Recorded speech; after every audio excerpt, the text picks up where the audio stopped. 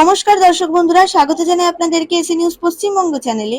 দক্ষিণ কলকাতার কাসবা এলাকায় সাউথ কলকাতা ল কলেজের ছাত্রীর সাথে সংঘবদ্ধ ধর্ষণের অভিযোগ উঠেছে। ৩ জন, ২ ছাত্র ও এক প্রাক্তন ছাত্র গ্রেফতার হয়েছে। রাজ্যব্যাপী নড়েচড়ে ওঠা শুরু হয়েছে নারীর নিরাপত্তা নিয়ে। বিজেপি অভিযোগ করেছে, গ্রেফতার এক অভিযুক্ত তৃণমূল ছাত্র সংগঠনের সাথে যুক্ত এবং ছবি ছড়িয়েছে দলের নেতাদের সাথে।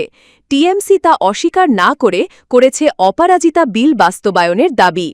মমতা বন্দ্যোপাধ্যায়ের দীঘার সমুদ্র তীরে এক বন্য বানরকে বিস্কুট খাওয়ানোর মুহূর্তের ছবি সোশ্যাল মিডিয়ায় ব্যাপকভাবে ভাইরাল হয়েছে। অনেকেই বলেছেন এটি তার মানবিক ও সাধারণ ব্যক্তিত্বের পরিচায়ক। বিজেপি মহারাষ্ট্র, উত্তরাখণ্ড এবং পশ্চিমবঙ্গে রাজ্য সভাপতি নির্বাচনের জন্য নির্বাচন আধিকারিক নিয়োগ করেছে। কেন্দ্রীয় মন্ত্রী রামদাস আঠাওয়ালে মমতা সরকারকে পশ্চিমবঙ্গে নারী নিরাপত্তা নিশ্চিত করতে বলেন।